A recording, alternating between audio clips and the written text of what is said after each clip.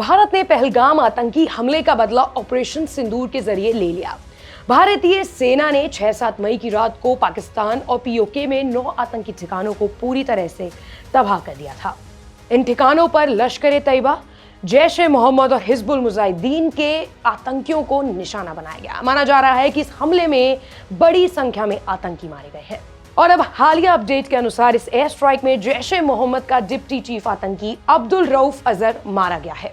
ये IC-814 Kandahar hijack का mastermind था। रऊफ अजहर के कारनामे सिर्फ यहीं तक सीमित नहीं रहे, इसने कई और नापाक हरकतों को अंजाम भी दिया है।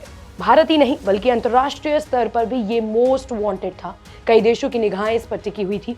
रऊफ अजहर जैश-ए-मोहम्मद के करता धरता मसूद अजहर का छोटा भाई है। ये भारतीय सुरक्षा एजेंसियों का मोस्ट वांटेड आतंकवादी था।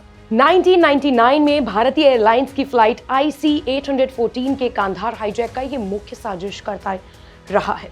उसकी मौत न सिर्फ जैश-ए-मोहम्मद के लिए बल्कि आतंक के उस ढांचे के लिए बहुत बड़ा झटका है जो दशकों से भारत के खिलाफ ऑपरेट हो रहा था।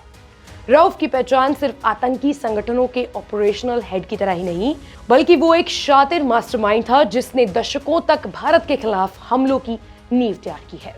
रऊफ सिर्फ प्लानिंग तक सीमित नहीं था, वह जमीन पर एक्टिवेशन, घुसपैठ, हथियारों की सप्लाई और भारत में स्लीपर सेल्स को एक्टिवेट करने जैसे ऑपरेशन भी खुद ही देखता था। जैश के आतंकी ट्रेनिंग कैंपों की जिम्मेदारी उसी के पास थी और वो पाकिस्तान के भीतर बैठे बैठे वहीं से भारत को अंदर से कमजोर करने की रणनीति चला रहा था। रऊफ अजहर की मौत जैश के लिए रीढ़ के हड्डी के टूटने जैसी है। मसूद पहले से ही लंबे वक्त से अंडरग्राउंड है और अब रऊफ नहीं रहा। इससे अब उनका आतंकी संगठन और ज्यादा कमजोर हो गया है।